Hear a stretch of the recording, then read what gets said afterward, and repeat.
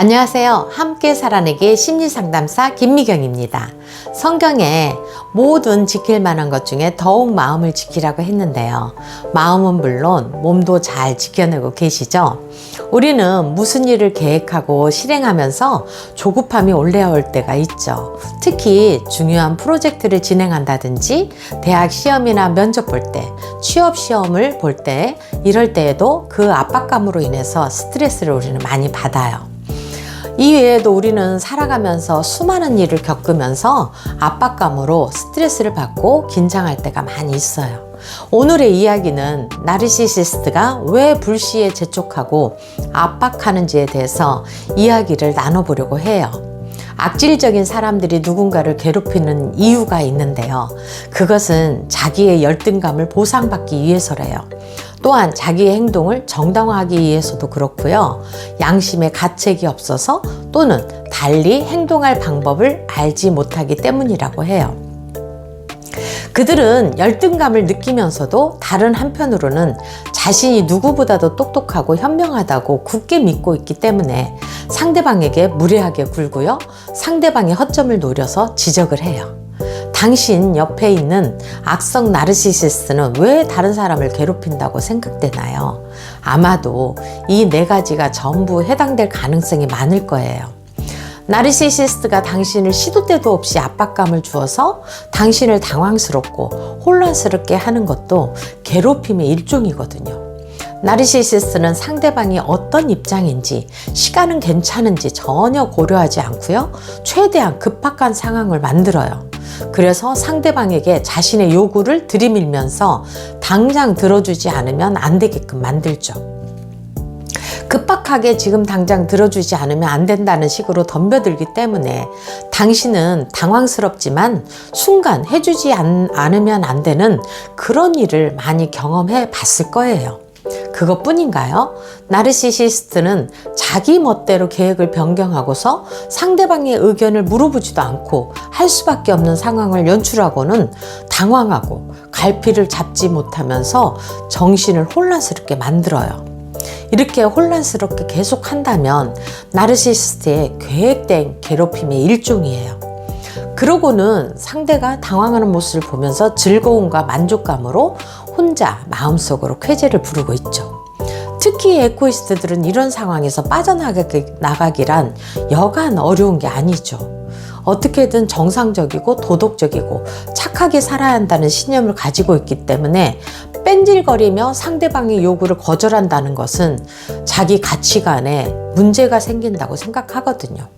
그래서 에코이스트들은 자신도 지금 시간이 없더라도 그렇게 힘든 상황이고 급박한 상황이라는 것 때문에 요구를 들어줘야 된다고 생각하고 요구를 들어주죠.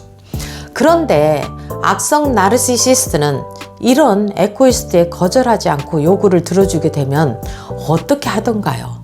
더욱 신이 나서 똥개 훈련시키듯 당신을 이리저리 흔들어 볼 겁니다. 나르시시스트의 일관성 없는 말과 행동을 하더라도 에코이스트는 그럴 만한 일이 있겠지 이렇게 생각하게 되죠. 보통 우리 사람들도 그렇게 급하게 요구를 하거나 중요한 일이라고 이렇게 설득을 하게 되면은 보통 사람들도 웬만하면 들어주려고 하죠.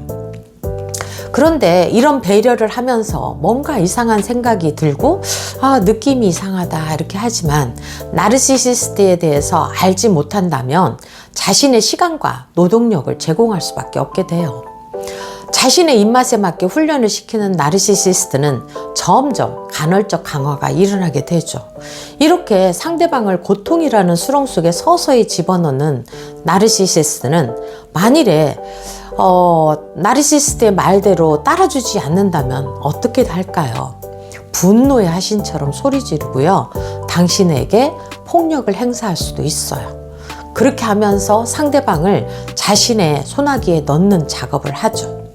1987년 핀란드의 한 연구진이 학대의 상황에서 잔인성과 가학증이 발견된다는 결론을 나왔어요. 성장기에 악질적인 사람에게 당하면서 자란 사람은요, 자신이 받았던 고통을 고스란히 남에게 넘겨주면서 마음의 안도감과 쾌감을 얻는다는 거죠. 힘이 곧 정의인 환경에서 자란 사람들은 어른이 된 후 이제는 자기 차례가 왔다고 생각하고는 자식들이 자기를 무서워하는 상황을 만들고요. 무서워하는 것이 당연시 여기며 그것이 질서라고 생각하는 거죠. 이 얼마나 무서운 일이에요. 우리는 이 고리를 끊어내야 하는데요. 이런 못된 사람들에게는 성찰이 없어요. 그래서 우리는 변화를 시키고 싶어 하지만 이들에게 잘못을 지적해서 변화시킨다는 것은 시간 낭비일 뿐이에요. 가장 좋은 방법이 있는데요. 그것은 그 나쁜 행동을 계속했을 때 자신에게 그 고통을 받게 된다는 것이 분명해질 때 그들은 변화될 수 있어요. 이 방법은 가장 강력하고 확실한 비법인데요. 이렇게 하려면 그 사람이 처한 환경, 강도, 인지 능력, 분별할 지혜, 추진할 용기, 추진력을 갖춰야 해요. 그러기 전에 지금 당장 나르시시스트가 불시에 재촉하고 예측하지 못하는 상황을 만들어서 당신을 당황하고 혼란스럽게 만드는 압박부터 깨부셔야 하는 훈련을 해야 해요. 먼저 첫 번째로 시간을 벌어야 해요. 나르시시스트가 예상치 않은 일로 재촉하며 급하다고 한다면 나르시시스트의 페이스에 맞추지 말고요. 지금 하고 있는 것이 있으니 내가 전화 줄게 라고는 정확하고 확실한 대답을 할 수 있을 때까지 시간 확보가 필요해요. 두 번째로는 나르시시스트가 늘어놓는 말에 귀 기울이지 마세요. 나르시시스트는 오로지 당신을 자신의 영역에 끌어들여서 자신의 이익을 취하고 만족감을 느끼는 데만 온 집중을 해요. 다른 사람에게 공감력과 배려심이 많은 당신이 그 말에 귀 기울이게 되면은 그대로 따라주게 되어서 그 이후에는 더 혼란스러운 감정에 휩싸이게 되죠. 세 번째로는 거절하는 훈련을 해야 해요. 나르시시스트가 급하게 재촉하며 압박을 한다면 심호흡을 크게 하고요. 이렇게 급하게 해달라고 하면 어떻게 해? 생각할 여유 없이 아무렇게나 행동하게 되면 실수하게 되니 지금은 안 되겠는데? 라면서 다음번에는 생각할 시간을 주고 얘기해 줄래? 라고 말하는 거죠. 네 번째로는 마음의 평정심을 유지해야 해요. 나르시시스트가 하는 행동은 항상 당신의 마음을 흔들어 놓을 거예요. 그래서 나르시시스트와 함께하면 불편한 거죠. 나르시시스트의 불쑥불쑥 아무 때나 요구하고 재촉하는 압박에 동요하지 않으려면요. 마음의 평정심을 잃지 않는 훈련이 필요해요. 나르시시스트의 말대로 되지 않으면 아마도 당신에게 졌다는 생각에 분을 낼 거예요. 그래도 부모가 아이를 훈육한다 생각하고 흔들리지 않은 일관된 모습을 보였을 때 결국 당신을 지켜낼 수 있어요. 데이비드 호킨스의 의식 지도에서 보면은 200단계의 용기라는 장이 있어요. 긍정적인 의식의 시작이죠. 이 힘든 전쟁터에서 자신을 지키고 책임지며 산다는 것이 만만치 않거든요. 용기가 생겼을 때 이 모든 것을 실행에 옮길 수가 있어요. 미국의 26대 대통령 루즈벨트는 용기를 가져야 한다.